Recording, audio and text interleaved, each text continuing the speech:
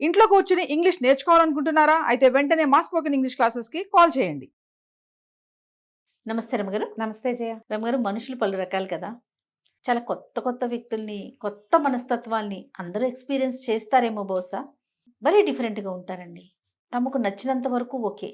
కాస్త తేడా వచ్చిందంటే చీల్చి చెండాడతారు. ఆ గోడుని 100 మంది దగ్గర వెళ్లబోసుకుంటారు. నీకు చెప్తారు, నీకే చెప్పాను. నాకు చెప్తారు, నాకే చెప్పానని. 100 మందికి వాళ్ళే చెప్పుకుంటారు. మళ్ళీ ఎక్కడైనా వాళ్ళని ఎవరైనా అడిగారనుకోండి, నేను నీకే చెప్పాను, నాకే చెప్పాను, నువ్వే చెప్పుంటావు. ఇది ఒకటి. ఏదన్నా ఇష్యూ వచ్చిందంటే అంటే తము మాత్రం అందరి మీద మాట్లాడొచ్చు, అందరి దగ్గర మాట్లాడొచ్చు. తమ గురించి ఎవరైనా ఎక్కడైనా మాట్లాడితే తిట్లు శాపనార్థాలండి. దేవుడా, వీళ్ళకి నిజంగా పవర్స్ ఉంటే ఏమైపోతారా ఎదుటి వాళ్ళు అనిపిస్తుంది. ఆ రేంజ్లో తిట్టేస్తూ ఉంటారు. పిల్లల్ని, పెద్దల్ని అందరినీ ఎంచుతారు. ఉసుర్లు అంటారు, అదంటారు, ఇది నానా రకాలుగా అంటే ఓర్చుకోలేకపోతారేమో అనిపిస్తూ ఉంటుంది నాకు. మోస్ట్ సెల్ఫిష్ కదండి. అంతే. కానీ చాలా కష్టం కదా రమ్మగారు. సెల్ఫ్ సెంటర్డ్ జయ. నేను అనుకుంటా వీళ్ళకి పని పాట ఉండదు, చేతి నిండా పని లేక, నెత్తి మీద బాధ్యతలు లేక, సమాధానం చెప్పవలసిన అవసరాలు లేక, అస్సలు ఎక్కడా సమాధానం చెప్పక్కర్లా. దాంతో వీళ్ళు ఇలాగే ఉంటారు. ఎప్పుడు వీళ్ళకి తేడా వస్తుంది? సొంతానికి మొహం పగిలిపోతే వస్తుందేమో. అప్పుడు కూడా రాదు జయ. కింద పడ్డా మాదే పై చెయ్యి అంటారు. అప్పుడు రాదు. అది వాళ్ళ గొప్పతనమే అనుకుంటారు. పళ్ళు రాలిపోయినా బుద్ధి రాదమ్మా.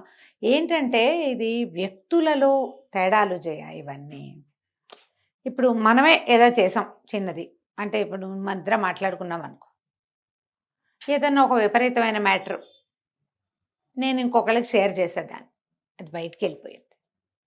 ఈ ఈకలన్నీ బయటికి వెళ్ళిపోతాయి. ఏముంది, గాలి వేస్తే పోతాయి అంతేగా.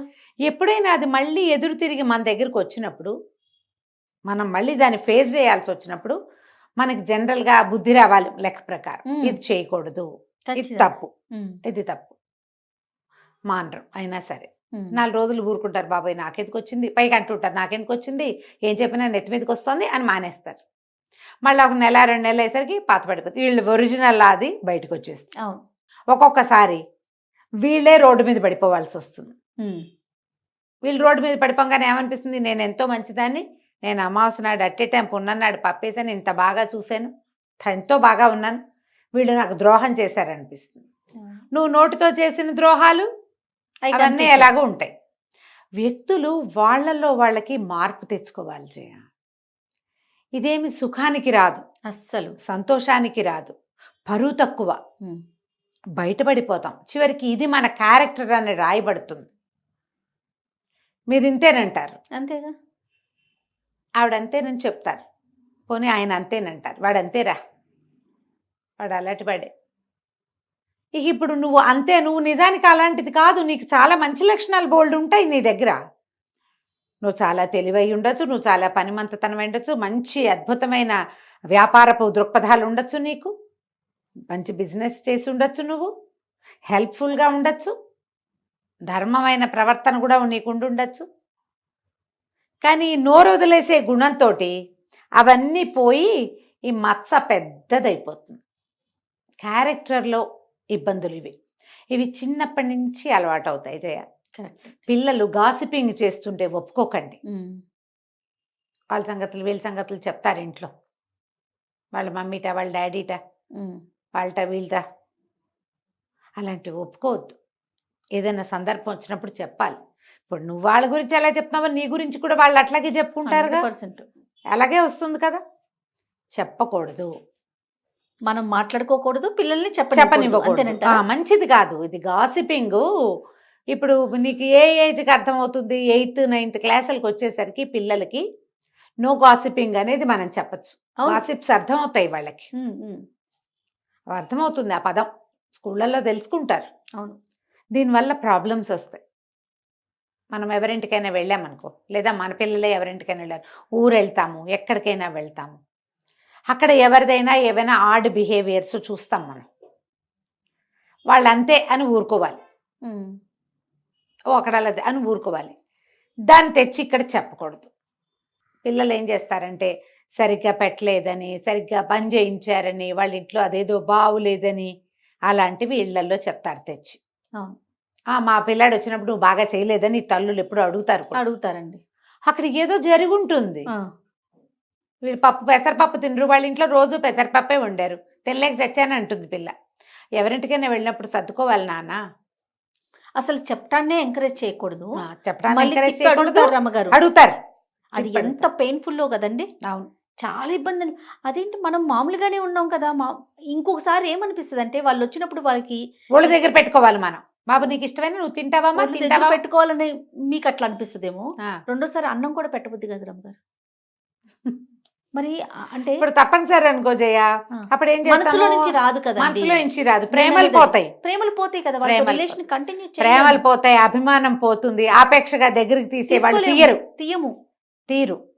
ఇవి చెడగొట్టుకోవద్దు, పిల్లలకి చెప్పాలి. ఏదైనా తేడా ఉంటే సహించి ఊరుకోవటం నేర్పించాలి. ఈ రోజున మన జనరేషన్స్ లో అతి పెద్ద ప్రాబ్లం ఏంటంటే, మనం ఇది ఎక్కడ మొదలెట్టా తెలుసా జయ? ప్రతి దాన్ని సోషల్ మీడియాకి చెప్పాల్సి వస్తుంది. మనం సోషల్ మీడియాలో ఒక అద్భుతమైన యాక్టరు లేదా ఎవరో ఏదో డాన్సో పాటో పాడారు, బాగుంది బాగుంది బాగుంది అని 10 వస్తాయా? 15. నీకు అవసరమా? నీకెందుకు? నీకు ఎన్నేళ్ళు? ఈ ఏజ్కి నీకు ఈ బట్టలు అవసరమా? ఈ ఏజ్కి నీకు ఈ నగ అవసరమా? నువ్వేవిడివి వాళ్ళెవరినో అనడానికి? అది వాళ్ళ ఇష్టం. వాళ్ళ ఇష్టం. నీకు నచ్చితే చూడు, లేకపోతే మానేసి. జడ్జి చేయొద్దు. నువ్వు ఈ బట్టలు వేసుకున్నావు, నీ వయసుకి ఇది అక్కర్లేదు, నీకు ఇది అవసరమా, నీకు ఇంత ఉందా, నువ్వు అది కదా, నువ్వు ఏదో కదా. వాళ్ళు ఎవరో డివోర్స్ తీసుకున్నారు, ఇది మేము మ్యూచువల్గా తీసుకున్న నిర్ణయం అని చెప్పారు. ముందు పెళ్లి చేసుకున్నారు, మీరందరూ ఓహో అన్నారు. డివోర్స్ తీసుకున్నారు, ఊహో అని ఊరుకోవాలి కదా. ఆ అమ్మాయిదే తప్పు అంటారు కొన్ని వేల మంది. ఆహాహా అది అద్భుతమైంది, వాడిదే తప్పు, లేదా అమ్మాయిదే తప్పు కొంతమంది, అబ్బాయిదే తప్పు కొంతమంది. వీళ్ళిద్దరు కాదు, అబ్బాయి వాళ్ళ అమ్మ లేదా అబ్బాయి వాళ్ళ నాన్న వాళ్ళు దుర్మార్గులు, వీళ్ళు కాదు వాడెవడో ఇంకొకటి అంటాడు ఇంకోడు. ఇప్పుడు ఈ అభిప్రాయాలన్నీ ఎవడైనా మిమ్మల్ని అడిగాడు? మీ అభిప్రాయానికి ఏమైనా విలువిందా? మీ లోపలున్న చేదంతా మీరు బయట పెట్టుకుంటున్నారు కాదు. అంతే. నీ అవసరమా? నువ్వు ఎంత గింజు చచ్చినా వాడు కలిసేది లేదు, చెందేది లేదు. ఒకవేళ కలుసుకున్నా వాళ్ళు ఏం క్యాజువల్గా మామూలుగా ఫ్రెండ్స్ లాగా ఉంటాము అని చెప్పారు, ఫ్రెండ్స్ లాగానే ఉంటున్నారేమో మనకు తెలీదు. కానీ ఇలా ఏం చూసినా మన మాట బయటికి చెప్పడం అనేది ప్రాక్టీస్ అయిపోయింది. దానివల్లే ఇట్లా నోటుకు దానివల్ల ప్రతిదానికి ఒక కామెంట్ పాస్ చేస్తున్నారు జయ. అదే పెద్ద కారణమేమో అనిపిస్తుంది. ఏదో చూస్తాము, బాగుంటే బాగుంది అనాలి, బాగోపోతే మానేయాలి. అసలు బాగుందని కూడా మీరు అనక్కర్లా, అనకపోయినా పర్వాలేదు. దాని నుంచి ఎలా డెవలప్ అవుతుందండి? ఇది ప్రతి దాన్ని మనం ఇలాంటి కంటితోటే చూస్తున్నాం జయ. ఇదే కంటితో చూస్తాం. ఎవరైనా ఓ పిల్ల డ్రెస్ వేసుకుంటే మాట్లాడతాం, వేసుకోకపోతే మాట్లాడతాం. చిన్నది వేసుకుంటే చిన్నదని, పెద్దది వేసుకుంటే పెద్దదని, నీ ముక్కు వంకరగా ఉందని లేదని. అబ్బా వంకర ముక్కు పిల్లైనా ఎంత ముద్దుగా ఉందంటారు కొంతమంది, దీని ముక్కు ఏమిటి అంత వంకరగా ఉందంటాడు ఇంకొకడు. వాడికి ఆ వంకరే కనపడుతుంది. ప్రతి దాన్ని చీల్చి చెండాడటం మనకు అలవాటైపోయింది. దానివల్ల ఏది కూడా మనము ఎక్కడ ఇబ్బంది కలిగినా ఓర్చుకోవట్లా, సహించట్లా, ఊరుకోవట్లా. వాక్ స్వాతంత్ర్యం ప్రబలిపోయింది. మనం పిల్లల్ని అనుకుంటున్నాం కానీ మనం కూడా అంతే. పెద్దోళ్ళనే ఉందండి. ఇప్పుడు మీరు ఇంతకు ముందు అన్నట్లుగా పిల్లలు ఏదో ఎవరింటికో వెళ్ళారు, వాళ్ళ ఇంట్లో ఏదో ఫుడ్ బాగోలా, ఏదో నచ్చలా, పిల్లలు మళ్ళీ తిరిగి ఇంటికి వచ్చి చెప్పినప్పుడు అదేంటి అట్లా అంటావు, ఏదో ఒక పూట 2 పూటలు ఉన్నప్పుడు వాళ్ళకి తోచింది ఏదో పెట్టారు, నాన్న అట్లా అనకూడదు అని చెప్పరు. అని చెప్పకపోగా మా అబ్బాయి వచ్చినప్పుడు నువ్వు బాగా పెట్టలేదంట అని చెప్పి తిరిగి అడిగితే అడుగుతారు. మనుషులరమ్మ కదా. మనుషులే. మేము చాలా అద్భుతమైన వాళ్ళం. మీరు మా ఇంటికి వచ్చినప్పుడు మేము ఎంత బాగానో చేసి పెట్టాం, మీరు మా వాడికి అట్లా పెట్టలేదు. అడిగేస్తారండి, అడిగేసి కడిగేస్తారు. మీకేమున్నాయమ్మా మానవ సంబంధాలు? అది ఒక్క పూట తిండితోటే అయిపోతుందా? ఒక్కదాంతోటే అయిపోతాయా? ఏదైనా ఒక ఫ్లా ఎవరిలో అయినా చూస్తే దాన్ని నువ్వు చూడటం, చెప్పడం, అందరికీ చెప్పి చెప్పి చెప్పి చెప్పి 100 మందికి చెప్పేయటం. వాళ్ళ సంగతి మనకెందుకు? పోనీ ఎవరో ఆగలేకపోతాను జయ. చూసాము, అయ్యో ఇదేంటి ఇలా ఉంది, వీళ్ళేంటి ఇలా ఉన్నారు అనిపిస్తుంది. ఏదో ఇంట్లో చెప్తావు, ఎవరో క్లోజ్ ఫ్రెండ్ చెప్తావు, అంతతో ఊరుకోరు. ఎంతమందో అందరూ క్లోజ్ అయ్యారు, అందరికీ పంచటం దాన్ని. ఎప్పటికీ ఈ బంధాలు మారతాయమ్మా? ఇప్పుడు ఎక్కువైపోయింది జయ. ఎలా మారుతాయి రమ్మగారు? ఇప్పుడు గ్యాప్ వచ్చేసింది. మనసుకి బాధ అనిపించినప్పుడు ఆటోమేటిక్ గా గ్యాప్ పెరిగిపోతుంది కదా. పెరుగుతుంది. ఈ పంచటం ఎంత బ్యాడ్ ప్రాక్టీస్. మళ్ళీ ఏదైనా నీ మీదకి వస్తే నువ్వు చచ్చిన అసలు యాక్సెప్ట్ చేయరు. అస్సలు. ఇదైందా? ఇప్పుడు ఇదో రకం జనాభా అయితే ఇంకో రకం జనాభా ఉంటారు. వీళ్ళు అవతల వాళ్ళ వల్ల ఏదైనా ఒక చిన్న ప్రాబ్లం రాగానే పాత సినిమాలు లాగా నా జోలికి వచ్చిన వాళ్ళు నాశనం అయిపోతారు, పురుగులు పడి చచ్చిపోతారు, దుంపనాశనం అయిపోతారు. ఏమిటి కాస్తకే ఏదైనా నీ ప్రాణాల మీదకి వస్తే అనుకో ఏముండదు అక్కడ, అసలు మ్యాటరే ఉండదు. చాలా మామూలు విషయాలకి కూడా అవతల వాళ్ళ నాశనాన్ని కోరుతూ ఉంటారు, అలాగే మాట్లాడతారు. అవును. అది తప్పే, శాపనార్థాలు పెట్టకూడదు అసలు. మా ఇంట్లో పిల్లలు మా వాళ్ళు ఒరే అట్లా చేస్తే ఏం బాగుంటుందిరా అంటే, అమ్మ శాపనార్థాలు పెట్టకు, నువ్వు ఏం బాగుంటుంది అంటే అదే బాగుంటుంది, బాగుండకపోతే పోతుంది, నువ్వు మాత్రం ఇక బాగున్నట్టే అది. అవన్నీ ఏదో వంట చేస్తాడు మావాడు, అవన్నీ వేస్తే ఏం బాగుంటుంది, పంచకోళ్ళ కషాయంలాగా ఏడిసినట్టు ఉంటుందంట. నేను అంటే అమ్మ నువ్వు శాపనార్థాలు పెట్టుకున్నా వంటకి అయిందా. ఇప్పుడు మన దగ్గర మన భూషణ్ ఉన్నాడు, అదే భూషణ్ అలా పెట్టారు ఏంటంటే మేడం తిట్టారు అంటాడు, అలా పెట్టారు ఏంటి అంటే చాలు తిట్లు. మనకి ఒట్టి వాక్యం తిట్లంటే ఏమిటవి ఇవేనా, ఇవే ప్రశ్నలు లేదా ఒక కన్క్లూషను. ఈ రెండింటిని కూడా మనం తీవ్రంగా పరిగణిస్తున్న కాలం అయితే, పాతకాలంలో లాగా శాపనార్థాలు పెడితే ఎట్లాగమ్మా, నాశనం అయిపోతారు పనికి మాలిన వాళ్ళు. అలాగే మనం అంత అద్భుతమా? అంతే కాదు, మనమేమో మనం పెద్ద గుమ్మడికాయంత ముత్యమేం కాదు, అది మనకి చాలా ఫ్లాసే ఉంటాయి మన దగ్గర కూడా. జయ మనుషులన్న వాళ్ళకి సుగుణాలు ఎన్ని ఉంటాయో దుర్గుణాలు ఇంకో 2 ఎక్కువే ఉంటాయి. అంతేగా కలికాలం. అందులో నువ్వు నేను మన నాన్న మన అమ్మ మన పిల్ల మేక ఏది కాలం రమ్మగారు, మనం ఏ కాలం ఇది, అదే కదా. ప్రతి వాళ్ళకి ఉంటాయి, ప్రతి వాళ్ళకి వాళ్ళకు ఉండేవి వాళ్ళకు ఉంటాయి. అంతేగా. ఇప్పుడు నువ్వు ఒకటి చూసావు, ఒకటి తెలుసుకున్నావు, ఒకటి నీకు అర్థమైంది, ఓసారి అను వదిలేసాయి, ఒకసారి చెప్పు, దాన్ని వదిలేయి. వదిలేయటం మాత్రం బాగా ప్రాక్టీస్ చేయాలి, చాలా ప్రాక్టీస్ చేయాలి, చాలా కావాలి. పట్టుకొని అదే కాదు, ఇప్పుడు మన ఎవరైనా ఏదైనా అన్నారనుకో, ఇక పీకి దాని మీదే చెప్పుకుని వదిరి వాళ్ళకి చెప్పి వీళ్ళకి ఏడిచి గగ్గోలు పెట్టి ఎప్పటికీ వాళ్ళని క్షమించలేక ఏమవుతుందంటేనమ్మా, ఒక పాత మాట ఒకటి చెప్తా, ఏ కట్టెకి నిప్పుంటే అదే కాలుతూ ఉంటుంది. అంతేనా?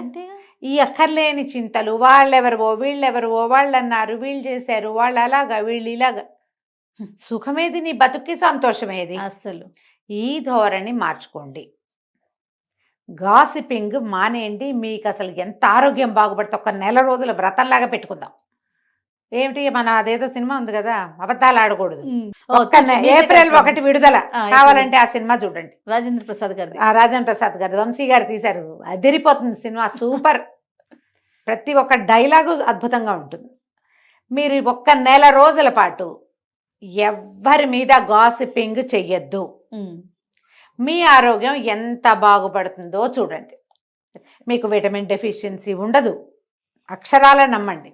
డి విటమిన్ డెఫిషియన్సీ అస్సలు ఉండదు, కడుపులో మంటలు ఉండవు, తలనొప్పి ఉండదు, అలసట అస్సలు ఉండదు, అలసట ఉండదు. ఎందుకంటేనమ్మా మీరు ఇతరులని మోస్తున్నారు, మోత బరువు చెయ్యొద్దు. మీరు అనవసరంగా ఈ రకమైన ఎమోషనల్ థింగ్స్ని క్యారీ చేయటం వల్ల, ఈ బ్యాగేజ్ వల్లే మీరు ఆ బరువు కింద పడి కుంగిపోతున్నారు. అసలే ఎవరి మోత వాళ్ళకి ఉంటుంది కదా రమ్మగారు, ఎవరికి తగ్గ మోత వాళ్ళకి తగ్గదు కాదు, కొంచెం ఎక్కువే ఉంటుంది. మనకి పక్కన మోత, మనకే లైఫ్ స్ట్రెస్ చాలా ఎక్కువ ఉంది మనకి.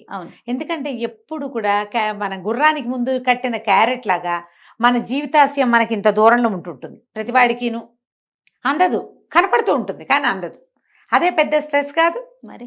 ఆ ఉన్నదానికి తోడు మీరు ఇతరుల వ్యవహారాలని ఎందుకు మోసుకుంటారు, ఎందుకు మోయటం, మొయ్యద్దు అంతే.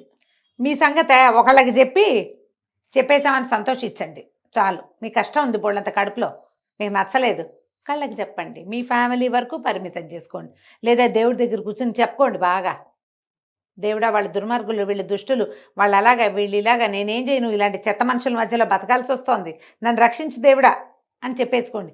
రాసిపారేయండి, ఏదైనా రాయండి కూర్చుని, వాళ్ళ తాలూకు ఒక చెడు వాక్యం అనుకుని ఒక శ్రీరామ రాయండి, రామకోటి తొందరగా ఫినిష్ అయిపోతుంది. లోకంలో అంతా చెడే ఉంటుంది, మనది కాందంతా చెడే మనకి, అంతే కదా. కాబట్టి ఇలాంటి ధోరణితోటి ఉండండి అమ్మా, ఆరోగ్యాలు పాడు చేసుకోకండి. ఇవాళ రేపు వస్తున్న మెంటల్ స్ట్రెస్లో 50% ఇతరుల వల్ల వచ్చేదే, అంతే, వాళ్ళ వల్ల రాదు, వాళ్ళని గురించి మనం ఆలోచించడం వల్ల వస్తుంది. అవి మానేసేయండి. రైట్. నమస్తే. నమస్తే జయ.